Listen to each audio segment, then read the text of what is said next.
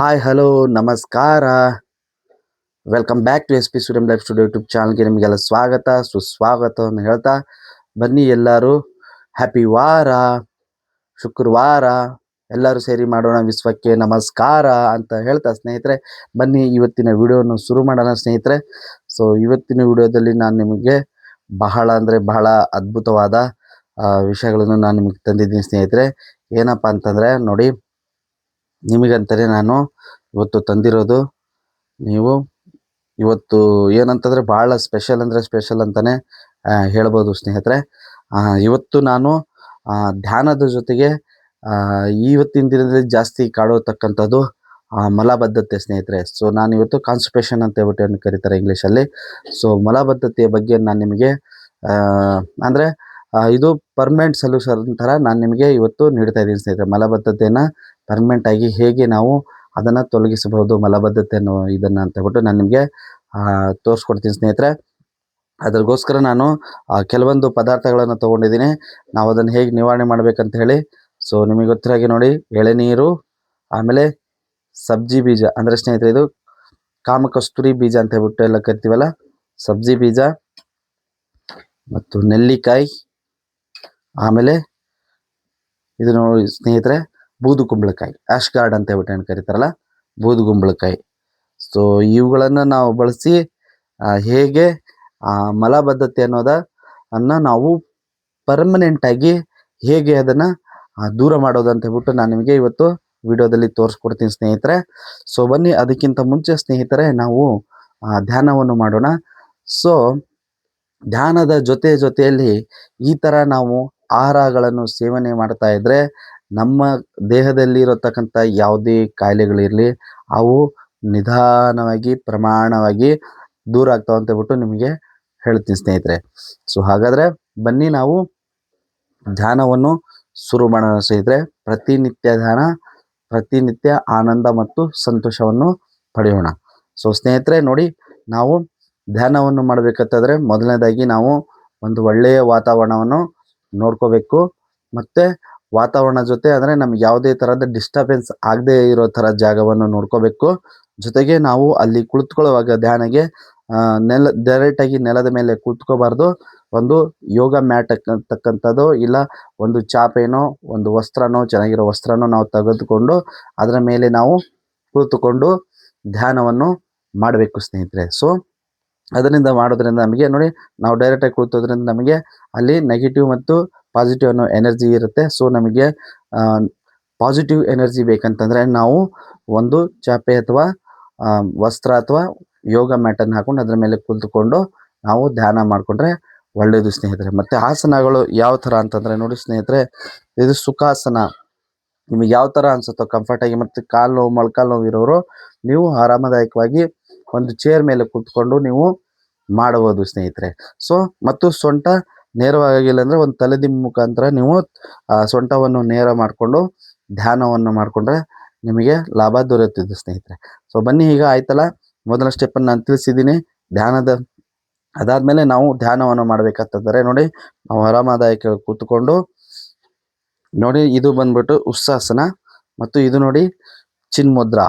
So ನಿಮಗೆ ಯಾವ ಥರ ಅನುಕೂಲ ಆಗುತ್ತೋ ಆ ಥರ ಕುಳಿತುಕೊಳ್ಳಿ ಸ್ನೇಹಿತರೆ. ಈ ಥರ ಕುಳಿತುಕೊಂಡು ನಾವು ಮೊದಲನೇದಾಗಿ ಓಂಕಾರವನ್ನು ಮಾಡಬೇಕು ಸ್ನೇಹಿತರೆ. ಬನ್ನಿ ನಾವು ಈಗ ಓಂಕಾರವನ್ನು ಮಾಡೋಣ. ಓಂಕಾರವನ್ನು ಮಾಡಬೇಕಾದ್ರೆ ನಾವು ನಿಧಾನವಾಗಿ ಉಸಿರು ತಗೊಂಡು ಓಂ ಎಂದು ಕರಿಬೇಕು, ಮತ್ತು ಹೊಟ್ಟೆ ಉಸಿರನ್ನು ಆಡಬೇಕು, ಎದೆ ಉಸಿರನ್ನು ಆಡಬಾರ್ದು ಸ್ನೇಹಿತರೆ. ಸೊಂಟವನ್ನು ನೇರವಾಗಿ ಇಟ್ಕೊಳ್ಳಿ. ಹೀಗೆ ಬನ್ನಿ ಶುರು ಮಾಡೋಣ. ನೋಡಿ, ನಾನು ಮಾಡಿ ತೋರಿಸ್ತೀನಿ, ಆದ ನಂತರ ನೀವು ಶುರು ಮಾಡಿ ಸ್ನೇಹಿತರೆ. ಓ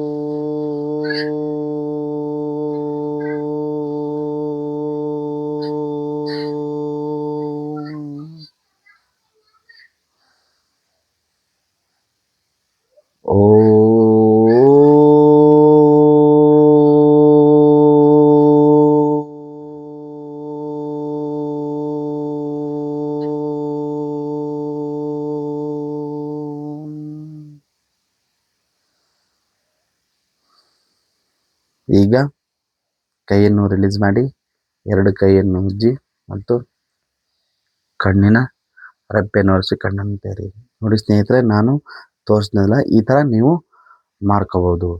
ಸೊ ಇದು ಓಂಕಾರ ಆಯಿತು ಸ್ನೇಹಿತರೆ. ನೋಡಿ, ಓಂಕಾರ ನಾವು 11ರಿಂದ 21 ಬಾರಿ ಮಾಡ್ಬೋದು. ಮತ್ತು ಓಂಕಾರ ಮಾಡೋದ್ರಿಂದ ನಮಗೆ ಧ್ವನಿ ಪೆಟ್ಟಿಗೆಗೆ ಭಾಳ ಅಂದರೆ ಭಾಳ ಉಪಯೋಗ ಆಗುತ್ತೆ. ಮತ್ತು ಸಿಂಗಿಂಗ್ ಆಡೋರಿಗೆ ಮತ್ತು ಬೋಧನೆ ಮಾಡೋರಿಗೆ, ಇದೇನು ನೀವು ಟೀಚಿಂಗ್ ಮಾಡ್ತಾಯಿದ್ದೀರೋ ಟೀಚರ್ ಆಗೋರಿಗೆ, ಮತ್ತು ನೀವು ಕಂಪ್ನಿಗಳಲ್ಲಿ ಡೈರೆಕ್ಟ್ರು CEO ಆಗೋರಿಗೆ, ನೀವೇನು ಅವ್ರಿಗೆ ಬೋಧನೆ ಮಾಡಬೇಕಲ್ಲ, ಅಂಥವ್ರಿಗೆ ಇದು ಬಹಳ ಅಂದರೆ ಭಾಳ. ಮತ್ತು ನಾವು ಓದುಗಾರರಿಗೆ, ನಾವೇನು ಪೇಪರ್ ಓದ್ತೀವಿ, ಪುಸ್ತಕ ಓದ್ತಿ ಅಂಥವರಿಗೆ ಬಹಳ ಅಂದರೆ ಭಾಳ ಉಪಯೋಗಕಾರಿಯಾಗಿದೆ ಸ್ನೇಹಿತರೆ. ನಮ್ಮ ಧ್ವನಿ ಪೆಟ್ಟಿಗೆ ಸರಾಗವಾಗುತ್ತೆ ಮತ್ತು ನಾವು ಮಾತಾಡೋ ಶಬ್ದಗಳು ಸ್ಪಷ್ಟವಾಗಿ ಬರುತ್ತೆ ಮತ್ತು ಈ ಧ್ವನಿ ಪೆಟ್ಟಿಗೆ ಇಂಪ್ರೂವ್ ಆಗುತ್ತೆ ಸ್ನೇಹಿತರೆ. ಜೊತೆಗೆ ಕುತ್ತಿಗೆ ಕೆಳಭಾಗ ಎಲ್ಲವಕ್ಕೆ ಸ್ಪರ್ಶ ಹೋಗ್ಬಿಟ್ಟು ಅವುಗಳನ್ನೆಲ್ಲ ಆ್ಯಕ್ಟಿವ್ ಮಾಡತಕ್ಕಂಥದ್ದು ಓಂಕಾರ ಮಾಡುತ್ತೆ ಸ್ನೇಹಿತರೆ. ಸೊ ಇದು ಆಯಿತು. ಮತ್ತು ನೆಕ್ಸ್ಟ್ ಬನ್ನಿ ನಾವು ಭ್ರಾಮರಿಯನ್ನು ಮಾಡೋಣ.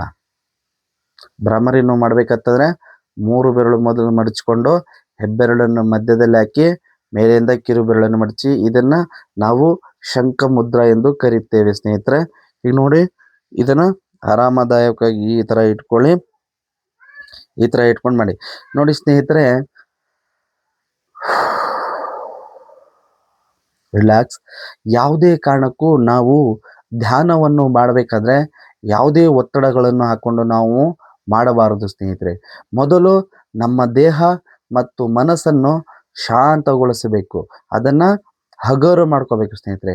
ಮನಸ್ಸು ಮತ್ತು ದೇಹನ ನಾವು ಹಗುರ ಮಾಡಿಕೊಂಡು ಆಮೇಲೆ ನಾವು ಧ್ಯಾನವನ್ನು ಮಾಡಿದ್ರೆ ಬಹಳ ಅಂದರೆ ಬಹಳ ನಮಗೆ 100ಕ್ಕೆ 100% ನಾವು ಅದರ ಪ್ರಯೋಗವನ್ನು ನಾವು ತೆಗೆದುಕೊಳ್ಳಬಹುದು ಸ್ನೇಹಿತರೆ. ಸೊ ಬನ್ನಿ ಈಗ ಭ್ರಾಮರಿಯನ್ನು ಮಾಡೋಣ.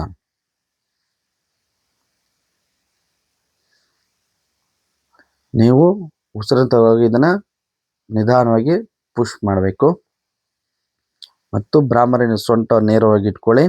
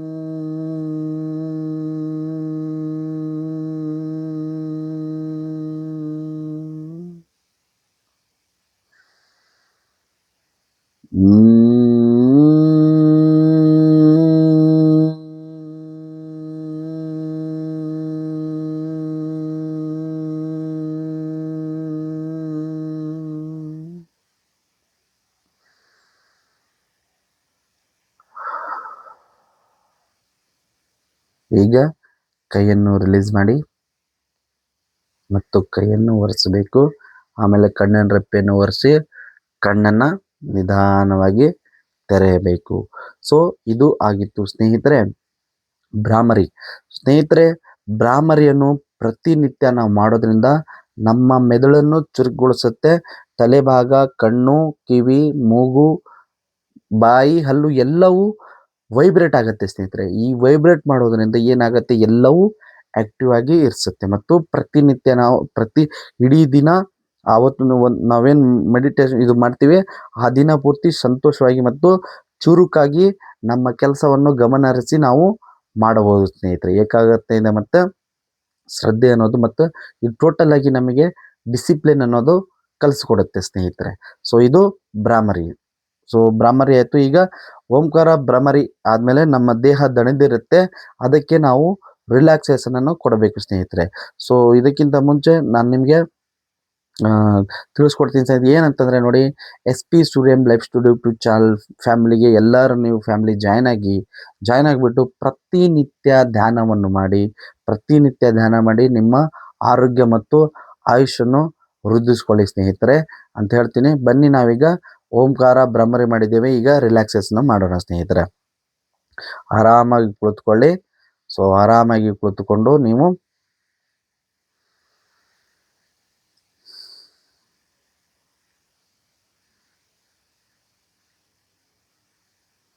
ನೋಡಿ, ಸೊಂಟವನ್ನು ಮೊದಲು ನೇರವಾಗಿ ಇಟ್ಟುಕೊಳ್ಳಬೇಕು.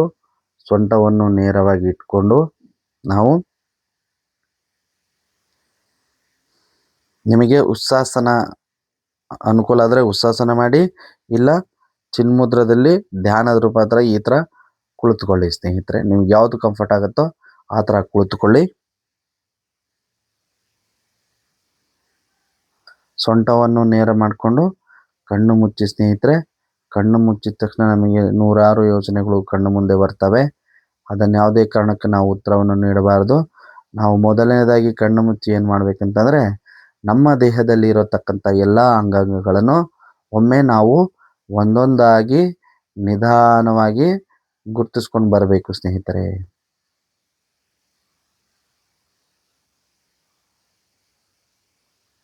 ಆರಾಮದಾಯಕವಾಗಿ ಕುಳಿತುಕೊಳ್ಳಿ, ರಿಲ್ಯಾಕ್ಸ್ ಆಗಿರಿ. ಯಾವುದೇ ಒತ್ತಡ ಬೇಡ, ಯಾವುದೇ ಯೋಚನೆಗಳು ಮಾಡಬಾರ್ದು. ಆರಾಮದಾಯಕವಾಗಿ ಕುಳಿತುಕೊಳ್ಳಬೇಕು.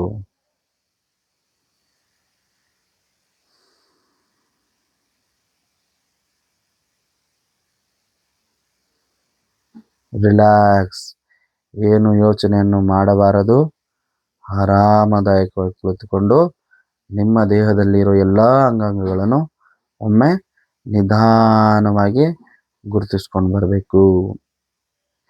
ನಮ್ಮ ತಲೆ ಕೂದಲು ಹೇಗಿದೆ, ಹಣೆ ಹೇಗಿದೆ, ಕಣ್ಣು ರೆಪ್ಪೆ, ಮೂಗು, ಬಾಯಿ, ಹಲ್ಲು, ನಾಲಿಗೆ, ಕುತ್ತಿಗೆ, ಭುಜ, ಬೆನ್ನು, ಸೊಂಟ, ಕೈ, ಅಂಗೈ, ಕೈ ಬೆರಳುಗಳು, ಹಸ್ತ, ಹೊಟ್ಟೆ ಭಾಗ, ತೊಡೆ ಸಂದಿ, ಕಾಲು, ಮೊಣಕಾಲು, ಕಾಲು ಬೆರಳುಗಳು, ಪಾದ, ಈ ಥರ ದೇಹದಲ್ಲಿರೋ ಎಲ್ಲ ಅಂಗಾಂಗಗಳನ್ನು ನಿಧಾನವಾಗಿ ಒಂದೊಂದಾಗಿ ಗುರ್ತಿಸ್ಕೊಂಡು ಬರಬೇಕು.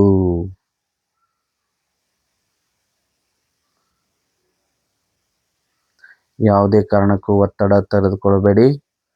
ಆರಾಮದಾಯಕವಾಗಿ ಕುಳಿತುಕೊಳ್ಳಿ, ರಿಲ್ಯಾಕ್ಸ್ ಆಗಿ ಕುಳಿತುಕೊಳ್ಳಿ.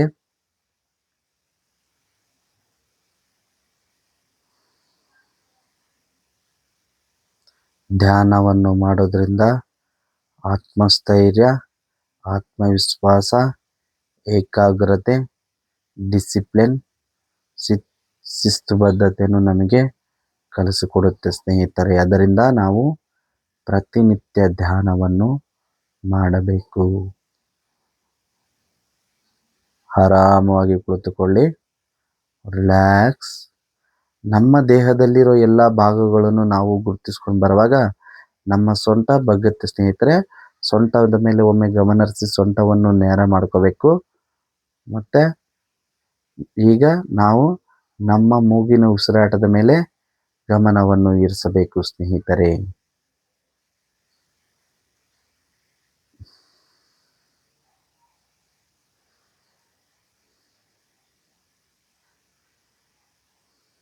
ನಮ್ಮ ಮೂಗು ಈಗ ನಿಧಾನವಾಗಿ ಉಸಿರಾಡ್ತಾ ಇದೆ. ಅದರ ಮೇಲೇನೆ ಗಮನ ಹರಿಸಿ. ಯಾವುದೇ ಕಾರಣಕ್ಕೂ ನಮ್ಮ ದೇಹವನ್ನು, ನಮ್ಮ ಮನಸ್ಸನ್ನು ಬೇರೆ ಕಡೆಯಲ್ಲಿ ಬಿಡಬಾರದು. ಧ್ಯಾನ ಎಂದರೇನು? ಧ್ಯಾನ ಎಂದರೆ ಮನಸ್ಸು ಮತ್ತು ದೇಹವನ್ನು ಒಂದುಗೂಡಿಸುವುದು ಧ್ಯಾನ ಎಂದು ಕರೆಯುತ್ತೇವೆ ಸ್ನೇಹಿತರೆ. ಪ್ರತಿನಿತ್ಯ ಧ್ಯಾನದಲ್ಲಿ ಮನಸ್ಸು ಮತ್ತು ದೇಹವನ್ನು ಒಂದುಗೂಡಿಸೋದ್ರಿಂದ ನಮಗೆ ಆತ್ಮಸ್ಥೈರ್ಯ, ಚೈತನ್ಯ, ನೆನಪಿನ ಶಕ್ತಿ ಎಲ್ಲ ಥರವೂ ನಮಗೆ ದೊರೆಯುತ್ತದೆ.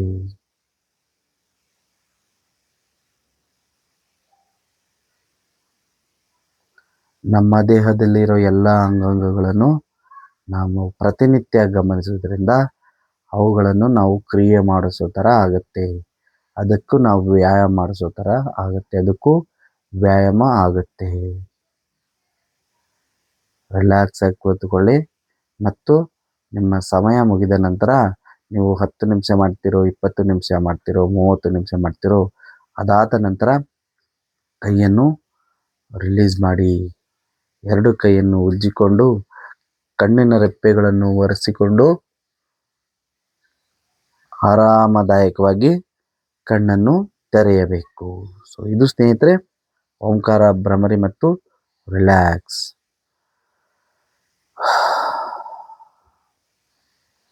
ಸೊ ಈಗ ಸ್ನೇಹಿತರೆ ನಾನು ತೋರಿಸೋ ಪ್ರತಿಯೊಂದು ನಿಮಗೆ ನೋಡ್ತಾ ಇದ್ದೀರಾ ಅಂತ ಅಂದ್ಕೊಳ್ತೀನಿ. ಮತ್ತು ಯಾರು ಈ ವಿಡಿಯೋನು ಪೂರ್ತಿಯಾಗಿ ನೋಡ್ರಿ ಮತ್ತು ಇದರಲ್ಲಿರೋ ಬಹಳ ಅಂದರೆ ಬಹಳ, ಯಾಕಂತಂದರೆ ಇವತ್ತಿನ ದಿನದಲ್ಲಿ ನಮಗೆ ಕಾನ್ಸ್ಟಿಪೇಷನ್ ಅಂದರೆ ಮಲಬದ್ಧತೆ ಅನ್ನೋದು ಬಹಳ ಅಂದರೆ ಬಹಳ ಕಾಣುತ್ತೆ ಸ್ನೇಹಿತರೆ. ಯಾಕಂತಂದರೆ ಎಲ್ಲ ಅದು ನಮ್ಮ ಕೈಲಿದೆ ಸ್ನೇಹಿತರೆ. ಯಾಕಂತಂದರೆ ನೋಡಿ, ಈ ಥರ ಧ್ಯಾನ, ಯೋಗ, ವ್ಯಾಯಾಮವನ್ನು ಪ್ರತಿನಿತ್ಯ ಮಾಡ್ತಾ ಇದ್ದಾರೆ ಅಂದರೆ ಅದು ಜೀರ್ಣಕ್ರಿಯೆ ಅನ್ನೋದು ಅದನ್ನು ಆರೋಗ್ಯವಾಗಿ ನಾವು ಕಾಪಾಡ್ಬೋದು. ಯಾಕಂತಂದರೆ ನಾವು ಧ್ಯಾನ, ಯೋಗ, ಈ ಮೆಡಿಟೇಷನ್ಗಳು ಯಾವಾಗ ನಾವು ಮಾಡಲ್ಲ ಆವಾಗೆ ಅವು ಒಂದೊಂದು ಕಡೆ ಇದ್ಬಿಟ್ಟು ಮತ್ತು ನಮ್ಮ ದೇಹದಲ್ಲಿರೋ ಕೆಲವೊಂದು ಅಂಗಾಂಗಗಳಿಗೆ ನಾವು ವ್ಯಾಯಾಮ ಮಾಡದೇ ಇರುವಾಗ ಈ ಥರ ತೊಂದರೆಗಳು ನಮಗೆ ಬರ್ತವೆ. ಮತ್ತು ನಾವು ತಗೊಳ್ಳೋ ಆಹಾರಗಳ ಮೇಲೆ ಅಂದರೆ ಸ್ನೇಹಿತರೆ, ನಮ್ಮ ದಿನನಿತ್ಯದ ಆಹಾರ ಯಾವ ಪದ್ಧತಿಯಲ್ಲಿ ಮತ್ತು ಹೇಗೆ ನಾವು ತಗೊಳ್ತಾ ಇದ್ದೀವಿ ಅನ್ನೋದು ಕೂಡ ಬಹಳ ಅಂದರೆ ಬಹಳ ಮುಖ್ಯವಾಗುತ್ತೆ ಸ್ನೇಹಿತರೆ. ಸೊ ಅದಕ್ಕಿಂತ ಮುಂಚೆ ನಾವು ಏನು ತಗೊಳ್ತೀವಿ ಆಹಾರಗಳು ಮತ್ತು ಅದನ್ನು ಜೀರ್ಣ ಮಾಡತಕ್ಕಂಥ ಶಕ್ತಿ ಪ್ರಾಣಾಯಾಮದಲ್ಲಿದೆ. ಅದು ಯಾವ ಪ್ರಾಣಾಯಾಮ ಅಂತ ಹೇಳ್ಬಿಟ್ಟು ನಾನು ನಿಮಗೆ ತೋರಿಸ್ಕೊಡ್ತೀನಿ ನೋಡಿ. ಪ್ರಾಣಾಯಾಮದ ಹೆಸರು ಬಂದ್ಬಿಟ್ಟು ಕಪಾಲಭಾತಿ ಪ್ರಾಣಾಯಾಮ ಸ್ನೇಹಿತರೆ. ಕಪಾಲ ಅಂತಂದರೆ ತಲೆ, ಬಾತಿ ಅಂದರೆ ಬೆಳಕು ಸ್ನೇಹಿತರೆ. ಆ ಪ್ರಾಣಾಯಾಮ ನಮಗೆ ನಮ್ಮ ಮೆದುಳಿಗೆ ಬೆಳಕು ಕೊಡತಕ್ಕಂಥ ಶಕ್ತಿಯನ್ನು ಆ ಪ್ರಾಣಾಯಾಮ ನೀಡುತ್ತೆ ಸ್ನೇಹಿತರೆ. ಅದರಿಂದ ಪ್ರತಿನಿತ್ಯ 2 ರಿಂದ 3 ನಿಮಿಷ ಕಪಾಲಭಾತಿ ಪ್ರಾಣಾಯಾಮ ಮಾಡಿದ್ರೆ ಮತ್ತು ಜೊತೆಗೆ ಈ ಥರ ಆಹಾರಗಳು ತಗೊಂಡ್ರೆ ನಿಮ್ಮ ಹೊಟ್ಟೆ ಒಳಗಡೆ ಇರೋ ಎಲ್ಲ ಅಂಗಾಂಗಗಳಿಗೆ ವ್ಯಾಯಾಮ ಮಾಡಿಸೋ ಥರ ಆಗತ್ತೆ ಸ್ನೇಹಿತರೆ. ನಮ್ಮ ಹೊಟ್ಟೆಯಲ್ಲಿರೋ ಎಲ್ಲ ಅಂಗಾಂಗಗಳಿಗೆ ವ್ಯಾಯಾಮ ಮಾಡಿಸತಕ್ಕಂಥದ್ದು ಕಪಾಲಭಾತಿ ಪ್ರಾಣಾಯಾಮ ಆಗಿದೆ ಸ್ನೇಹಿತರೆ. ಸೊ ಈ ಪ್ರಾಣಾಯಾಮ ನಾವು ಪ್ರತಿನಿತ್ಯ 2 ರಿಂದ 3 ನಿಮಿಷ ಮಾಡಬೇಕು ಸ್ನೇಹಿತರೆ. ಸೊ ಬನ್ನಿ ಈಗ ಕಪಾಲಭಾತಿ ಪ್ರಾಣಾಯಾಮನ ನಾವು ಮಾಡೋಣ. ಬಹಳ ಅಂದರೆ ಬಹಳ ಅನುಕೂಲಕಾರಿಯಾಗಿದೆ ಸ್ನೇಹಿತರೆ.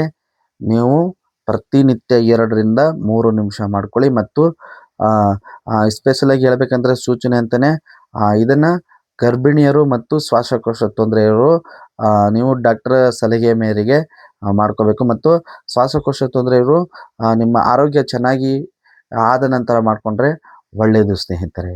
ಸೊ ಬನ್ನಿ ಈಗ ನಾವು ಕಪಾಲಭಾತಿಯನ್ನು ಮಾಡೋಣ.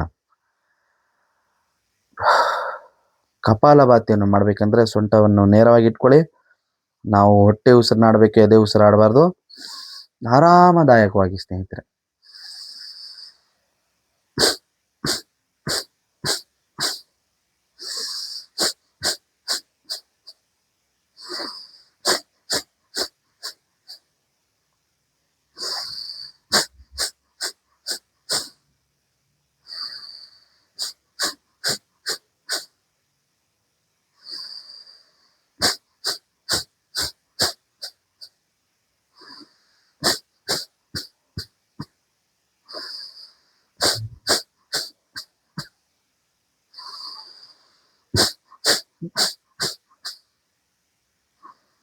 ಹೀಗೆ ಸ್ನೇಹಿತರೆ ನೋಡಿ, ನಾವು ಉಸಿರನ್ನು ತಗೊಂಡು ಹೊಟ್ಟೆ ಭಾಗ ಉಸಿರು ತಗೊಂಡು ಅದನ್ನು ನಾವು ಪಂಪ್ ಮಾಡತಕ್ಕಂಥದ್ದು ಮಾಡ್ತೀವಿ. 2 ರಿಂದ 3 ನಿಮಿಷ ಸಾಕು ಸ್ನೇಹಿತರೆ. 1 ನಿಮಿಷದಲ್ಲಿ ನಿಮಗೆ 3 ರಿಂದ 4 ಬಾರಿ ಉಸಿರನ್ನು ತಗೊಂಡು ಅದನ್ನು ಡಬ್ ಡಬ್ ಮಾಡತಕ್ಕಂಥದ್ದು ಮಾಡಬೇಕು. ಸೊ ಇದನ್ನು ನಿಧಾನವಾಗಿ ಮಾಡ್ಕೊಳ್ಳಿ. ನೀಟಾಗಿ ವಿಡಿಯೋವನ್ನು ನೋಡಿಬಿಟ್ಟು ನೀವು ಮಾಡ್ಕೊಳ್ಳಿ. ಮೊದಲು ನೀವು ಮಾಡುವಾಗ ನಿಮ್ಮ ಮೂಗಿನ ಈ ಭಾಗದಲ್ಲಿ ಒಂಥರ ಮಬ್ಬು ಬರೋತಕ್ಕಂಥದ್ದು ಆ ಥರದ್ದಾಗತ್ತೆ. ಅದರಿಂದ ಏನು ತೊಂದರೆ ಇಲ್ಲ. ಇದನ್ನು ನೀವು ನಿಧಾನ ಅಭ್ಯಾಸ ಮಾಡ್ತಾ ಮಾಡ್ತಾ ಮಾಡ್ತಾ ನಿಮಗೆ ಸರಿ ಹೋಗುತ್ತೆ ಸ್ನೇಹಿತರೆ. ಸೊ ಇದು ಆಗಿತ್ತು ಇವತ್ತಿನ ದಿನದಲ್ಲಿ ನಾವು ಧ್ಯಾನವನ್ನು ಮಾಡಿದ್ದೀವಿ. ಪ್ರತಿನಿತ್ಯ ಧ್ಯಾನ ಮಾಡಿ. ಅದಕ್ಕಿಂತ ಮುಂಚೆ ನಾನು ನಿಮಗೆ ಹೇಳ್ತೀನಿ, S P Suryam life studio YouTube channel ಧ್ಯಾನದ ಬಗ್ಗೆ, ಪ್ರಾಣಾಯಾಮದ ಬಗ್ಗೆ ಮತ್ತು ಮುದ್ರಾ ಪ್ರಾಣಾಯಾಮ ಬಗ್ಗೆ ಪ್ರತಿಯೊಂದು ಕನ್ನಡದಲ್ಲಿ ನಿಮಗೆ ಸ್ಪಷ್ಟವಾಗಿ ನಾನು ತಿಳಿಸ್ಕೊಟ್ಟಿದ್ದೀನಿ. ಆ ವಿಡಿಯೋಗಳನ್ನು ಎಲ್ಲವನ್ನು ನೋಡಿ ಮತ್ತು ಧ್ಯಾನವನ್ನು ಕಲ್ತ್ಕೊಳ್ಳಿ ಮತ್ತು S P Suryam life studio YouTube channel ಫ್ಯಾಮಿಲಿಗೆ ಜಾಯ್ನ್ ಆಗಿ ಮತ್ತು ಸಪೋರ್ಟ್ ಮಾಡಿ ಅಂತ ಕೇಳ್ಕೊಳ್ತೀನಿ ಸ್ನೇಹಿತರೆ. ಸೊ ಬನ್ನಿ ನಾವು ಈಗ ಇವತ್ತಿನ ಟಾಪಿಕನ್ನು ನಾವು ಶುರು ಮಾಡೋಣ ಸ್ನೇಹಿತರೆ. ನೋಡಿ, ಮೊದಲನೇದಾಗಿ ಬಂದ್ಬಿಟ್ಟು ನೋಡಿ ಸ್ನೇಹಿತರೆ,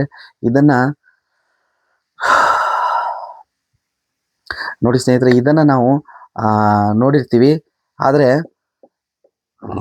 ಇದರ ಬಗ್ಗೆ ಕೆಲವೊಬ್ಬರು ಮಾಹಿತಿ ಇರೋರು ಬಳಸ್ತಾರೆ.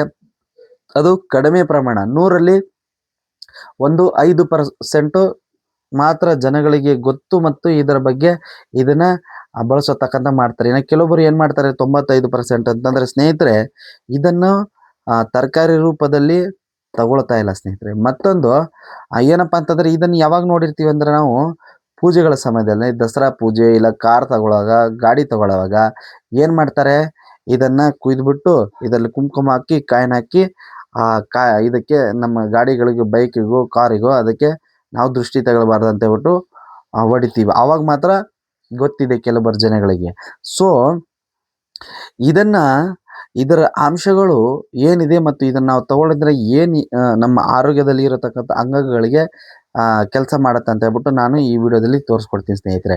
ನೀವು ಬರೀ ಆ ದೃಷ್ಟಿ ತೆಗಿಯೋಕೊಂಡೆ ಹೊಡಿತೀರಿ, ಆದರೆ ಇದರಲ್ಲಿ ಇರೋ ಅಂಶ ನಮಗೆ ಬಹಳ ಅಮೃತ ಅಂತಂದರೆ ಅಮೃತಾನೇ ಹೇಳ್ಬೋದು ಸ್ನೇಹಿತರೆ. ಇದಕ್ಕೆ ಬೂದು ಗುಂಬಳಕಾಯಿ ಅಂತ ನಾವು ಕರಿತೀವಿ, ಇಂಗ್ಲೀಷಲ್ಲಿ ಆಶ್ ಗಾರ್ಡ್ ಅಂತ ಹೇಳ್ಬಿಟ್ಟು ಹೇಳ್ತೀವಿ ಸ್ನೇಹಿತರೆ. ಸೊ ಈ ಬೂದು ಗುಂಬಳಕಾಯಿಯ ಪ್ರಯೋಗ ನಾವು ನೋಡಿದ್ವಿ ಅಂದರೆ ಸ್ನೇಹಿತರೆ, ಮೊದಲನೇದಾಗಿ ದೇಹವನ್ನು ತಂಪಾಗಿರಿಸಲು ಬಹಳ ಅಂದರೆ ಬಹಳ ಸಹಾಯ ಮಾಡುತ್ತೆ ಸ್ನೇಹಿತರೆ. ಮತ್ತು ಜೀರ್ಣಕ್ರಿಯೆಗೆ ನಾನೇ ನಿಮಗೆ ಹೇಳಿದೆ, ಮಲಬದ್ಧತೆ ಮತ್ತು ಇದು ಆಯುರ್ವೇದದಲ್ಲಿ ಇದನ್ನ ಕೂಷ್ಮಾಂಡ ಎಂದು ಬಿಟ್ಟು ಇದನ್ನು ಕರೀತಾರೆ ಸ್ನೇಹಿತರೆ.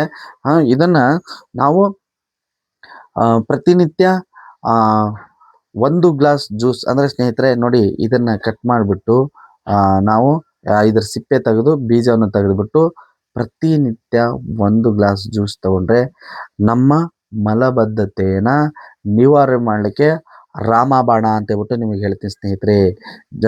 ನಾವು ತಗೊಳ್ಳೋ ಆಹಾರ ಪಚನ ಮಾಡೋದಕ್ಕೂ ಮತ್ತು ಇಡೀ ಜೀರ್ಣಕ್ರಿಯೆಯ ವ್ಯವಸ್ಥೆಯನ್ನು ಆರೋಗ್ಯವಾಗಿ ಇಡಿಸತಕ್ಕಂಥದ್ದು ಇದು ಮಾಡುತ್ತೆ. ಮತ್ತು ನಾವು ತಗೊಳ್ಳೋ ಆಹಾರದಲ್ಲಿ ಏನಾದರೂ ವಿಷ ಪದಾರ್ಥ ಇದೆ ಅಂದ್ರೂ ಅದನ್ನು ಹೊರ ಹಾಕೋತಕ್ಕಂಥದ್ದು ಇದು ಮಾಡುತ್ತೆ ಸ್ನೇಹಿತರೆ. ಮತ್ತು ಇದರಲ್ಲಿ ವಿಟಮಿನ್ B1, B2 ಮತ್ತು B3 ಇದೆ ಸ್ನೇಹಿತರೆ, ಇದರಲ್ಲಿ ವಿಟಮಿನು.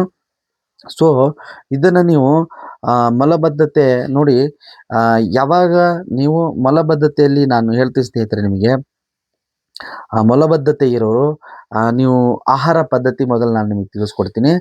ನೋಡಿ, ನಾವು ಬೆಳಿಗ್ಗೆ ಎದ್ದ ತಕ್ಷಣ ಖಾಲಿ ಹೊಟ್ಟೆಗೆ ಮೊದಲು ನಾಷ್ಟ ಏನು ಮಾಡಬೇಕು ಅನ್ನೋದ್ರ ಬಹಳ ಅಂದರೆ ಬಹಳ ನಾವು ಗಮನ ಹರಿಸ್ಬೇಕು ಸ್ನೇಹಿತರೆ. ಮೊದಲು ನಾವು ಬೆಳಗಿನ ಜಾವದ ನಾಷ್ಟದಲ್ಲಿ ನಾವು ಈ ಥರ ಜ್ಯೂಸ್ಗಳು ನೋಡಿ, ನಾನು ಉದಾಹರಣೆಗೆ ಕುಂಬಳಕಾಯಿ ಜ್ಯೂಸ್, ಇದನ್ನು ಈ ಕುಂಬಳಕಾಯಿ ಇದೆಯಲ್ಲ, ಇದರ ಜ್ಯೂಸು ಬೆಳಿಗ್ಗೆ ನೀವು ನಾಷ್ಟ ಮಾಡೋಕ್ಕಿಂತ 1 ತಾಸು ಮುಂಚೆ ಇದನ್ನು ತಗೋಬೇಕು ಸ್ನೇಹಿತರೆ. ಮತ್ತು ಇದರ ಜೊತೆಗೆ ನೀವು ಮಲಬದ್ಧತೆ ಇರೋರು ಪಪ್ಪಾಯ ಸ್ನೇಹಿತರೆ, ಪಪ್ಪಾಯ ಬಹಳ ಅಂದರೆ ಬಹಳ ನೀರಿನಾಂಶ ಇರೋದ್ರಿಂದ ಮತ್ತು ಕಾನ್ಸ್ಟಿಪೇಷನ್, ನನಗೆ ಪ್ರತಿನಿತ್ಯ ಬೆಳಗ್ಗೆ ಆದರೆ ಬಾತ್ರೂಮ್ ಹೋಗ್ಬೇಕಂತಂದರೆ ಭಯ ಆಗತ್ತೆ ಅನ್ನೋರು ಬಹಳ ಜನ ಇದ್ದಾರೆ ಸ್ನೇಹಿತರೆ. ಅದರಿಂದ ನಾನು ನಿಮ್ಗೆ ಹೇಳ್ತೀನಿ, ಪ್ರತಿದಿನ ಇದನ್ನು ಬೆಳಿಗ್ಗೆ ಖಾಲಿ ಹೊಟ್ಟೆಯಲ್ಲಿ ನೀವು ನಾಷ್ಟ ಮಾಡುವಾಗ 1 ತಾಸು ಮುಂಚೆ ಈ ಜ್ಯೂಸನ್ನು ನೀವು ತಗೊಳ್ಳಿ. ಅದಾದ ನಂತರ ನೀವು ನಾಷ್ಟವನ್ನು ಮಾಡಿ. ಮತ್ತು ನೀವು ನಾಷ್ಟವನ್ನು ಮಾಡಿದ ನಂತರ ನೀವು ಮತ್ತೆ ಮಧ್ಯಾಹ್ನ ಊಟ ತಗೊಂಡ್ರೆ ಮಧ್ಯಾಹ್ನ ಊಟದಲ್ಲಿ ನಿಮಗೆ ಅನ್ನ ಸಾಂಬಾರು ಅಂದರೆ ಅನ್ನ ಸಾಂಬಾರು ಒಂದೇ ಇರಬಾರ್ದು, ಅದರ ಜೊತೆಗೆ ಯಾವುದಾದ್ರೂ 1 ಅಥವಾ 2 ಪಲ್ಯಗಳು ಇರಬೇಕು ಸ್ನೇಹಿತರೆ. ಬೆಳಿಗ್ಗೆ ನಾಷ್ಟ ಅನ್ನ ಸಾಂಬಾರು ಮತ್ತು ಮಧ್ಯಾಹ್ನ ಅನ್ನ ಸಾಂಬಾರು ಆ ಥರ ತಗೊಳ್ತಾ ಇದ್ರೆ ಏನಾಗುತ್ತೆ, ಮತ್ತೆ ಇನ್ನೊಂದು ದಿನಕ್ಕೆ ನೀವು ಅದೇ ಥರ ಮಲಬದ್ಧತೆಗೆ ಕಷ್ಟಪಡಬೇಕಾಗತ್ತೆ. ಅದರಿಂದ ನೀವು ಮೊದಲು ಬೆಳಿಗ್ಗೆ ಇದನ್ನ ಇವತ್ತಿಂದನೇ ಶುರು ಮಾಡಿ. ಇದು ನಿಮಗೆ ಮಲಬದ್ಧತೆಗೆ ರಾಮಬಾಣ ಇದ್ದಂಗೆ. ಇದು ಒಂದನೇದಾಯ್ತು. ಎರಡನೇದು ಸ್ನೇಹಿತರೆ, ಇದು ಒಂದು ದಿನ ತಗೊಳ್ಳಿ. ಎರಡನೇ ದಿನ ಇದು ನೋಡಿ ಸ್ನೇಹಿತರೆ, ನೆಲ್ಲಿಕಾಯಿ. ಸೊ ನೆಲ್ಲಿಕಾಯಿ ನೋಡಿ, ನೆಲ್ಲಿಕಾಯಿ ನಮಗೆ ಎಲ್ಲ ಕಡೆ ಸಿಗುತ್ತೆ. 2 3 ನೆಲ್ಲಿಕಾಯಿನ ತಗೊಳ್ಳಿ. ನೆಲ್ಲಿಕಾಯಲ್ಲಿ ವಿಟಮಿನ್ಸ್ ಸಿ ರಿಚ್ ಆಗಿದೆ ಸ್ನೇಹಿತರೆ. ಇದು ಜೀರ್ಣಕ್ರಿಯೆಗೆ, ಮಲಬದ್ಧತೆಗೆ ಇದು ಕೂಡ ನಿಮಗೆ ರಾಮಬಾಣ ಇದ್ದಂಗೆ. ಸೊ 2 3 ನೆಲ್ಲಿಕಾಯಿನ ಇದನ್ನ ನೀಟಾಗಿ ಕಟ್ ಮಾಡಿಕೊಂಡು 1 ಲೋಟ ನೀರು ಹಾಕ್ಕೊಳ್ಳಿ. 1 ಲೋಟ ನೀರಿಗೆ 2 3 ನೆಲ್ಲಿಕಾಯಿನ ಹಾಕ್ಕೊಂಡು, ನೀವು ಏನು 1 ಗ್ಲಾಸ್ ಕುಡಿಬೇಕಂತ ಹೇಳ್ತೀರಾ, ಅದಕ್ಕೆ ನೀವು ಅರ್ಧ ಗ್ಲಾಸ್ ನೆಲ್ಲಿಕಾಯಿ ಜ್ಯೂಸ್ ಹಾಕ್ಕೊಂಡ್ರೆ ಅದಕ್ಕೆ 2 3 ಪಟ್ಟು ನೀರನ್ನು ಹಾಕ್ಕೊಂಡು, ಅದು ಕೂಡ ಬೆಳಿಗ್ಗೆ ಖಾಲಿ ಹೊಟ್ಟೆಯಲ್ಲಿ ತಗೊಳ್ಳಿ. ಅದು ಕೂಡ ನಿಮಗೆ ಮಲಬದ್ಧತೆಗೆ ರಾಮಬಾಣ ಇದ್ದಂಗೆ. ಅದರ ಜೊತೆಗೆ ನೆಲ್ಲಿಕಾಯಿ ಅಂತೂ ನಿಮಗೂ ಎಲ್ಲ ಕಡೆ ಸಿಗುತ್ತೆ. ಸಿಕ್ಕಿಲ್ಲ ಅಂತಂದರೆ ಸಿಟಿಗಳಲ್ಲಿ ಸಿಗ್ತಾ ಇರುತ್ತೆ. ನೀವು ಇಲ್ಲ ಹಳ್ಳಿಗಳಂತಂದರೆ ಕೆಲವೊಂದು ಮರಗಳಿರ್ತಾವೆ, ಅಲ್ಲಿಂದಾನೇ ನೀವು ತಗೋಬೋದು ಸ್ನೇಹಿತರೆ. ಅದಾದಮೇಲೆ ನೋಡಿ ಎಳನೀರು ಸ್ನೇಹಿತರೆ. ಎಳನೀರಲ್ಲಿ ಇದು ನೋಡಿ ನಮಗೆ ದೇಹ ಭಾಳ ಅಂದರೆ ಭಾಳ ತಂಪು ಮಾಡತಕ್ಕಂಥದ್ದು ಸ್ನೇಹಿತರೆ, ಇದು ಎಳನೀರು. ಸೊ ಈ ಎಳನೀರಲ್ಲಿ ವಿಟಮಿನ್ ಸಿ ಮತ್ತು ವಿಟಮಿನ್ಸ್ ಇ ಇರುತ್ತೆ ಸ್ನೇಹಿತರೆ. ಸೊ ಇದು ಹೈಡ್ರೇಟೆಡ್ ಆಗಿ ನಮಗೆ ಕೆಲಸ ಮಾಡುತ್ತೆ ಸ್ನೇಹಿತರೆ. ಮತ್ತು ರಕ್ತದೊತ್ತಡವನ್ನು ಸರಾಗ ಮಾಡುತ್ತೆ. ಮತ್ತು ಏನು ಇದು ನಮ್ಮ ಹೃದಯದ ಕೊಲೆಸ್ಟ್ರಾಲ್ ಇರತಕ್ಕಂಥ ಕೊಲೆಸ್ಟ್ರಾಲನ್ನು ಇದು ಹೃದಯದ ಆರೋಗ್ಯ ಕೂಡ ಕಾಪಾಡತಕ್ಕಂಥದ್ದು. ಬಹಳ ಅಂದರೆ ಬಹಳ ಅಂಶ ಇದೆ. ಇದರ ಬಗ್ಗೆ ನಾನು ಪೂರ್ತಿ ನಿಮಗೆ ಡಿಸ್ಕ್ರಿಪ್ಷನಲ್ಲಿ ಹಾಕ್ತಿರ್ತೀನಿ, ಓದ್ಕೊಳ್ಳಿ. ಮತ್ತು ನೋಡಿ ಸ್ನೇಹಿತರೆ, ಈ ಎಳನೀರನ್ನು ನೀವು ಬೆಳಗ್ಗೆ, ನೀವು ರಾತ್ರಿ ಏನು ಮಾಡಬೇಕು, ಈ ಎಳನೀರನ್ನು ಕಟ್ ಮಾಡಿಬಿಟ್ಟು ಒಂದು ಗ್ಲಾಸಲ್ಲಿ, ಇದು ನೋಡಿ ಗಾಜಿನ ಗ್ಲಾಸ್ ಇದೆ ಸ್ನೇಹಿತರೆ, ಈ ಗ್ಲಾಸಲ್ಲಿ ನೀವು ರಾತ್ರಿ ಎಳನೀರು ಹಾಕಿ, ಇದರ ಜೊತೆಗೆ ನೀವೇನು ಮಾಡ್ಬೇಕಂತಂದರೆ ಸಬ್ಜಿ ಬೀಜ ಅಂದರೆ ಕಾಮು ಕಸ್ತೂರಿ ಬೀಜ, ಇದನ್ನು 1 ಚಿಟಿಕೆಯನ್ನು ಹಾಕಿ ಸ್ನೇಹಿತರೆ. 1 ಚಿಟಿಕೆಯನ್ನು ಈ ಎಳನೀರು ರಾತ್ರಿ ನೀವು ಒಡೆದು ಒಂದು ಗಾಜಿನ ಗ್ಲಾಸಲ್ಲಿ ಹಾಕಿ 1 ಚಿಟಿಕೆಯಷ್ಟೇ ಎಳನೀರೊಳಗಡೆ ಕಾಮಕಸ್ತೂರಿಯನ್ನು ಹಾಕಿ ಸ್ನೇಹಿತರೆ. ಈ ಕಾಮಕಸ್ತೂರಿಯನ್ನು ಕೂಡ ನಮಗೆ ಬಹಳ ಅಂದರೆ ಬಹಳ ಉಪಯೋಗಕಾರಿಯಾಗಿದೆ. ಇದು ಮಲಬದ್ಧತೆಗೆ ಮತ್ತು ಜೀರ್ಣಕ್ರಿಯೆಗೆ ಮತ್ತು ನಮ್ಮ ದೇಹ ಏನು ಉಷ್ಣ ಆಗಿದೆ ಮತ್ತು ಹೀಟ್ ಆಗಿದೆ ಅಂತ ಹೇಳ್ತೀವಲ್ಲ, ಅದಕ್ಕೆ ರಾಮಬಾಣ ಥರ ಕೆಲಸ ಮಾಡುತ್ತೆ ಸ್ನೇಹಿತರೆ. ಇದರಿಂದ ನೀವು ಇದನ್ನು ರಾತ್ರಿ ನೀವು ಮಲಗೋಕ್ಕಿಂತ ಮುಂಚೆ 1 ಎಳನೀರನ್ನು 1 ಗಾಜಿನ ಗ್ಲಾಸಲ್ಲಿ ಹಾಕಿ 1 ಚಿಟಿಕೆ ಅದರ ಒಳಗಡೆ ಸಬ್ಜಿ ಬೀಜವನ್ನು ಹಾಕ್ಕೊಳ್ಳಿ. ನೀವು ಬೆಳಗ್ಗೆ ಆದರೆ ನೋಡಿ ಸ್ನೇಹಿತರೆ, ಈ ಥರ ಇದು ನಿಮಗೆ ನೀಟಾಗಿ ಕಾಣ್ಬೋದು. ಈ ಥರ ಇದು ಬೀಜ ಚೆನ್ನಾಗಿ ಇದು ಓಪನ್ ಆಗಿರುತ್ತೆ. ಸೊ ಇದನ್ನು ನೀವೇನು ಮಾಡಬೇಕು, ಬೆಳಿಗ್ಗೆ ಖಾಲಿ ಹೊಟ್ಟೆಯಲ್ಲಿ ತಗೋಬೇಕು ಸ್ನೇಹಿತರೆ. ಮಲಬದ್ಧತೆ ಇರೋರಿಗೆ ನಾನು ಇವತ್ತು ತೋರಿಸತಕ್ಕಂಥದ್ದು 100ಗೆ 100% ಬರುತ್ತೆ. ಇದು ರಾಮಬಾಣ ಇದ್ದಂಗೆ. ಇದರಿಂದ ಯಾವುದೇ ಸೈಡ್ ಎಫೆಕ್ಟ್ಗಳು ಇರಲ್ಲ. ಒಂದು ದಿನ ನೀವೇನು ಮಾಡ್ಕೊಳ್ಳಿ, ಬೂದುಗುಂಬಳಕಾಯಿ ಜ್ಯೂಸನ್ನು ಮಾಡ್ಕೊಳ್ಳಿ. 2ನೇ ದಿನ ಏನು ಮಾಡ್ಕೊಳ್ಳಿ, ನೆಲ್ಲಿಕಾಯಿ ಜ್ಯೂಸ್ ಮಾಡ್ಕೊಳ್ಳಿ. 3ನೇ ದಿನ ಏನು ಮಾಡ್ಕೊಳ್ಳಿ, ಈ ಕೊಕೊನಟ್ ಅಂದರೆ ಇದು ಎಳನೀರು ಜೊತೆಗೆ ನಾವು ಸಬ್ಜಿ ಬೀಜನೂ ರಾತ್ರಿ ನೆನೆಸಿ ಬೆಳಿಗ್ಗೆ ಖಾಲಿ ಹೊಟ್ಟೆಯಲ್ಲಿ ತಕ್ಕಂಥದ್ದು. ಇದನ್ನು ಸ್ನೇಹಿತರೆ ನೀವು ಒಂದು 15ರಿಂದ 20 ದಿನದವರೆಗೆ ನೀವು ಇದನ್ನು ಪ್ರತಿನಿತ್ಯ ಇದು ಒಂದು ದಿನ ಇದು ಒಂದು ದಿನ ಇದು ಒಂದು ದಿನ ಆ ಥರ ನೀವು ಮಾಡ್ತಾ ಬಂದಿದ್ದೀರ ಅಂತಂದರೆ ನಿಮ್ಮ ಮಲಬದ್ಧತೆ ಅನ್ನೋದು ಬಹಳ ಅಂದರೆ ಬಹಳ ನಿವಾರಣೆ ಆಗುತ್ತೆ. ಮತ್ತು ನಿಮಗೆ ಮಲಬದ್ಧತೆಗೆ ಈಸಿಯಾಗಿ ನೀವು ರೋಗನ ತಡಿಬೋದು ಸ್ನೇಹಿತರೆ. ಮತ್ತು ಇವುಗಳ ಜೊತೆಗೆ ಬೆಳಿಗ್ಗೆ ಖಾಲಿ ಹೊಟ್ಟೆಯಲ್ಲೂ ಇವಾಯಿತು. ನಾನು ಹೇಳಿದ್ನಲ್ಲ, ಮೊದಲು ನೀವು ನಾಷ್ಟ ಮಾಡುವಾಗ ಬೆಳಿಗ್ಗೆಗೆ ನೀವು ಈ ಬೂದುಗುಂಬಳಕಾಯಿ ಜ್ಯೂಸನ್ನು ತೊಗೊಂಡಿದ್ದೀರಿ ಅಂದರೆ ನಾಷ್ಟ ನೀವು ಯಾವ ಪದ್ಧತಿಲಿ ಮಾಡ್ತೀರ, ಭಾಳ ಅಂದರೆ ಮೃದು ಆಗಿರಬೇಕಾಗತ್ತೆ ನಾಷ್ಟಗಳು. ಅಂದರೆ ಈ ಪೊಂಗಲ್ ಥರ ಮತ್ತು ರೈಸಲ್ಲಿ ಮಾಡಿದ್ರೆ, ಅಂದರೆ ನಾವು ತಿನ್ನೋತಕ್ಕಂಥದ್ದು ಜೀರ್ಣ ಆಗಬೇಕು, ಆ ಥರದ್ದು ಬೆಳಗ್ಗೆ ನಾಷ್ಟ ತೊಗೊಳ್ಳಿ. ಮಧ್ಯದಲ್ಲಿ ಏನಿದೆ ಸ್ವಲ್ಪ ಗಟ್ಟಿಯಾಗಿರೋದನ್ನು ನೀವು ತೊಗೋಬೋದು. ಬೇಳೆ, ಅನ್ನ ಮತ್ತು ಅದರ ಜೊತೆಗೆ 1-2 ಪಲ್ಯ ಇರಬೇಕು. ಯಾಕಂದರೆ ಬೆಳಿಗ್ಗೆ ಅನ್ನ ಸಾಂಬಾರು, ಮಧ್ಯ ಅನ್ನ ಸಾಂಬಾರು ಆ ಥರ ನಾವು ಮಾಡ್ತಾ ಇದ್ದರೆ ಏನಾಗುತ್ತೆ, ಮಲಬದ್ಧತೆ ಅನ್ನೋದು ಆವಾಗೇ ಶುರು ಆಗುತ್ತೆ. ಬೆಳಿಗ್ಗೆ ನೀವು ಜ್ಯೂಸ್ ಕುಡಿದು ನಾಷ್ಟ ಮಾಡಿದ್ರೆ ಮಧ್ಯಾಹ್ನ ನೀವು ಊಟ ಮಾಡುವಾಗ ಯಾವುದಾದ್ರೂ ಒಂದು ಹಣ್ಣು ತೊಗೊಳ್ಳಿ. ಆ ಹಣ್ಣು ಯಾವ ಥರ ಇರಬೇಕಂತಂದರೆ ನೀರಿನಾಂಶ ಇರತಕ್ಕಂಥದ್ದು ಹಣ್ಣಿರ್ಬೇಕು ಸ್ನೇಹಿತರೆ. ಉದಾಹರಣೆಗೆ ಹೇಳ್ಬೇಕಂತಂದ್ರೆ ಪಪ್ಪಾಯ ಆಗಿರ್ಬೋದು, ಕಲ್ಲಂಗಡಿ ಆಗಿರ್ಬೋದು, ಮತ್ತು ಮೋಸಂಬಿ ಆಗಿರ್ಬೋದು, ಆಪಲ್ ಆಗಿರ್ಬೋದು, ಮತ್ತು ಸ್ಟ್ರಾಬೆರಿ ಆಗಿರ್ಬೋದು. ಈ ಥರ ನೀರಿನಾಂಶ ಇರತಕ್ಕಂಥ ಹಣ್ಣನ್ನ ಒಂದು ತಗೊಳ್ಳಿ ಸ್ನೇಹಿತರೆ. ಮಧ್ಯಾಹ್ನಕ್ಕೆ ನೀವು ಊಟಕ್ಕಿಂತ ಮುಂಚೆ ಒಂದು 15 ನಿಮಿಷ ಆ ಹಣ್ಣನ್ನು ತಿಂದ ನಂತರ ನೀವು ಊಟ ಮಾಡಬೇಕು. ಮತ್ತೆ ರಾತ್ರಿ ಹೇಗಿರ್ಬೇಕಂತಂದ್ರು, ರಾತ್ರಿ ಕೂಡ ಸಾಫ್ಟ್ ಆಗಿರ್ಬೇಕು ಸ್ನೇಹಿತರೆ. ಅವಾಗ ಕೂಡ ನೀವು ಆ ಹಣ್ಣುಗಳನ್ನ ತಗೊಂಡು ರಾತ್ರಿ ಟೈಮಲ್ಲಿ ನೀವು ಊಟ ಆದ ನಂತರ ಬಾಳೆಹಣ್ಣು ಅಥವಾ ಏನು ಫ್ರೂಟ್ಸಲ್ಲಿ ನಿಮಗೆ ಡೇಟ್ಸ್ ಅಂತ ಬರ್ತಾರೆ, ಡೇಟ್ಸನ್ನು ಅವೆರಡರಲ್ಲಿ ಯಾವುದಾದ್ರೂ ಒಂದು ತಿಂದರೆ ಜೀರ್ಣಕ್ರಿಯೆ ಚೆನ್ನಾಗಿ ಆಗತ್ತೆ ಸ್ನೇಹಿತರೆ. ಸೊ ಅದರ ಜೊತೆಗೆ ನೀವು ಒಂದು ಹೇಳ್ತೀನಿ ಉದಾಹರಣೆ ಸ್ನೇಹಿತರೆ. ನಾವು ಈ ಥರ ಪದ್ಧತಿ ನಾವು ಮಾಡಿಲ್ಲ ಅಂತಂದರೆ ನಮಗೆ ಮಲಬದ್ಧತೆಯನ್ನು ಕಾಡುತ್ತೆ. ಮತ್ತು ಜೊತೆಗೆ ನೀರು ನಾವು ಸೇವನೆ ಮಾಡಲ್ಲ, ಅದರಿಂದ ಕೂಡ ನಮಗೆ ಮಲಬದ್ಧತೆ ಅನ್ನೋದು ಬಹಳ ಕಾಣಿಸ್ಕೊಳ್ಳುತ್ತೆ ಸ್ನೇಹಿತರೆ. ನಾವು ಪ್ರತಿನಿತ್ಯ 3ರಿಂದ 4 ಲೀಟರ್ ನೀರನ್ನು ಕುಡಿಬೇಕು. ಮತ್ತು ಈ ಥರ ಹಣ್ಣುಗಳು ಮತ್ತು ಜ್ಯೂಸ್ಗಳು ಬೆಳಿಗ್ಗೆನೆ ನಾವು ತಗೊಂಡ್ರೆ ಮಲಬದ್ಧತೆನ ದೂರ ಮಾಡ್ಬೋದು. ಆಮೇಲೆ ಮಲಬದ್ಧತೆ ಆಗೋಕ್ಕೆ ಕಾರಣಗಳು ನಾನು ನಿಮಗೆ ಹೇಳ್ತೀನಿ ಸ್ನೇಹಿತರೆ. ಒಂದನೇದು ಬಂದ್ಬಿಟ್ಟು ನೀವು ನೀರು ಸರಿಯಾಗಿ ಕುಡಿತಾ ಇಲ್ಲ. ಎರಡನೇದು ಬಂದ್ಬಿಟ್ಟು ಏನು ಮಲಬದ್ಧತೆ ಅಂತಂದ್ರೆ ಏನು, ಅಯ್ಯೋ ಇದೇನಪ್ಪ, ಕೆಲವರಿಗಂತೂ ಬಹಳ ಕಷ್ಟ ಆಗಿರುತ್ತೆ, ಅವ್ರಿಗೆ ಗೊತ್ತಿರುತ್ತೆ. ಕೆಲವರು ಏನಾಗ್ಬಿಡುತ್ತೆ, ಈಗ ನಾನು ಬಾತ್ರೂಮ್ ಹೋಗ್ಬೇಕು, ನನಗೆ ಬಾತ್ರೂಮ್ಗೆ ಹೋಗ್ಬೇಕಂತಂದ್ರೆ ಅವ್ರು ಏನು ಮಾಡ್ತಾರೆ, ಅಯ್ಯೋ ಸ್ವಲ್ಪ ಹೊತ್ತು ತಡೆದು ಹೋಗೋಣ ಬಿಡು ಅಂತ ಹೇಳ್ಬಿಟ್ಟು ಅನ್ನೋ ಥರ ಇರ್ತಾರೆ. ಇದು ಕೂಡ ಎರಡನೇದು ಕಾರಣ. ಮೂರನೇದು ಬಂದ್ಬಿಟ್ಟು ನಾವು ಬೆಳಿಗ್ಗೆ ತಿನ್ನೋ ಆಹಾರ ಏನು ನಮಗೆ ಸ್ವಲ್ಪ ಸಾಫ್ಟಾಗಿರಬೇಕು. ಮತ್ತು ಈ ಥರ ಜ್ಯೂಸ್ಗಳು ಯಾವುದು ತಗೊಳ್ಳಿಲ್ಲ ಅಂತಂದರೆ ಬೆಳಿಗ್ಗೆನೆ ಅನ್ನ ಅಂತೆ, ಮತ್ತು ಮೈದಾ ಹಿಟ್ಟಿಂದು, ಮತ್ತು ಏನು ಗೋಧಿ ಹಿಟ್ಟಿನ ಆ ಥರ ಹಿಟ್ಟುಗಳು ನೀವು ಬೆಳಿಗ್ಗೆನೆ ಬಳಸೋದ್ರಿಂದ ನಿಮಗೆ ಮಲಬದ್ಧತೆ ಅನ್ನೋದು ಆಗತ್ತೆ ಸ್ನೇಹಿತರೆ. ಇದನ್ನು ನೀವು ನಿವಾರಣೆ ಮಾಡ್ಬೇಕಂತಂದರೆ ಮೊದಲು ದವಸ ಧಾನ್ಯಗಳಲ್ಲಿ ನೀವು ದವಸ ಧಾನ್ಯ ಥರದ್ದು ಯಾವಾಗ ತಗೋಬೇಕಂತಂದರೆ ಮಧ್ಯಾಹ್ನ ಮಾತ್ರ ತಗೋಬೇಕು ಸ್ನೇಹಿತರೆ.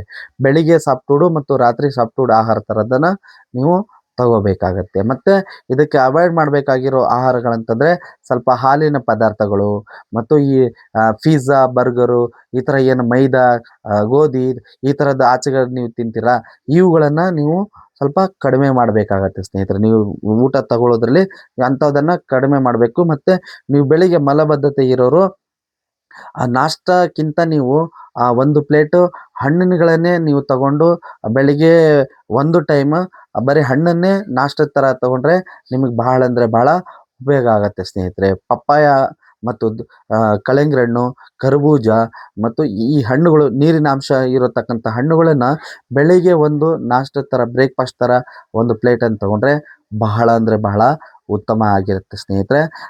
ದಯವಿಟ್ಟು ಇವತ್ತಿನ ವಿಷಯ ಇದು ಆಗಿತ್ತು. ಮತ್ತು ಇನ್ನು ಮುಂದಿನ ವಿಡಿಯೋಗಳಲ್ಲಿ ಇನ್ನು ಬಹಳ ಅಂದರೆ ಬಹಳ ಅನುಕೂಲಕರವಾಗಿ ನಿಮಗೆ ಆರೋಗ್ಯದ ಬಗ್ಗೆ ಟಿಪ್ಸನ್ನು ತರ್ತೀನಿ ಅಂತ ಹೇಳ್ತಾ ಸ್ನೇಹಿತರೆ, ಇವತ್ತು ನಾನು ನಿಮಗೆ ಹೇಳಿರೋದು ಇವುಗಳನ್ನು ಮಿತಿಯಾಗಿ ಬಳಸಿ ಸ್ನೇಹಿತರೆ, ಮಿತಿಯಾಗಿ ಬಳಸಿ ಮತ್ತು ಆರೋಗ್ಯವಾಗಿರಿ. ನಾನು ನಿಮಗೆ ಹೇಳ್ತಾ ಇದ್ದೀನಿ, ಇವತ್ತಿನ ವಿಡಿಯೋ ಅಂತಂದರೆ ನಿಮಗೆ ಸ್ಪೆಷಲ್ ಅಂದರೆ ಸ್ಪೆಷಲ್ಲೇ ಇದೆ. ಇದನ್ನು ನೀವು ಇವತ್ತಿಂದನೇ ಶುರು ಮಾಡಿ ಸ್ನೇಹಿತರೆ. ಇದನ್ನು ನೀವು ನೋಡಿಬಿಟ್ಟು ಅಂದರೆ ಒಂದು ದಿನ ಬೂದುಗುಂಬಳಕಾಯಿ ಮಾಡಿದ್ರೆ, ಒಂದು ದಿನ ನೆಲ್ಲಿಕಾಯಿ ಮಾಡಿ, ಒಂದು ದಿನ ಎಳನೀರು ಮತ್ತು ಸಬ್ಜಿ ಬೀಜ ಮಾಡಿ. ಇದನ್ನು ನೀವು ಇದು ಒಂದು ವಾರ ಆದ್ರೂ ಮಾಡ್ಬೋದಿಲ್ಲ, ಆಲ್ಟರ್ನೇಟ್ ಆಗಿದ್ರು ಮಾಡ್ಬೋದು. ಇದನ್ನು ಮಾಡಿ ನಿಮಗೆ 100% ನಾನು ಹೇಳ್ತೀನಿ ಮಲಬದ್ಧತೆ ನಿವಾರಣೆ ಆಗುತ್ತೆ. ಮತ್ತು ಪ್ರತಿನಿತ್ಯ 3ರಿಂದ 4 ಲೀಟರ್ ನೀರು ಕುಡೀರಿ. ಜೊತೆಗೆ ಪ್ರತಿನಿತ್ಯ ಬೆಳಿಗ್ಗೆ ಧ್ಯಾನವನ್ನು ಮಾಡಿ ಅಂತ ಹೇಳ್ತಾ ನಾನೇನು ಹೇಳ್ತೀನಿ, ಏಕ್ ಭಾರತ್ ಸ್ವಚ್ಛ ಭಾರತ್ ಹೆಲ್ದಿ ಭಾರತ್ ಆಗಬೇಕಂತಂದರೆ ಎಲ್ಲರೂ SP ಸ್ವಯಂ ಲೈಫ್ ಸ್ಟುಡಿಯೋ ಯೂಟ್ಯೂಬ್ ಚಾನಲ್ನ ಸಬ್ಸ್ಕ್ರೈಬ್ ಮಾಡಬೇಕು. ಫ್ಯಾಮ್ಲಿಗೆ ಸೇರಿ ಎಲ್ಲರೂ ಧ್ಯಾನ ಮಾಡೋಣ ಅಂತ ಹೇಳ್ತಾ ಇವತ್ತಿನ ವಿಡಿಯೋನ ಮುಗಿಸ್ತಾ ಇದ್ದೀನಿ. ಮುಂದಿನ ವಿಡಿಯೋನ ಸಿಗ್ತೇನೆ ಅಂತ ಹೇಳ್ತಾ ಎಲ್ಲರಿಗೂ ನಮಸ್ಕಾರಗಳು.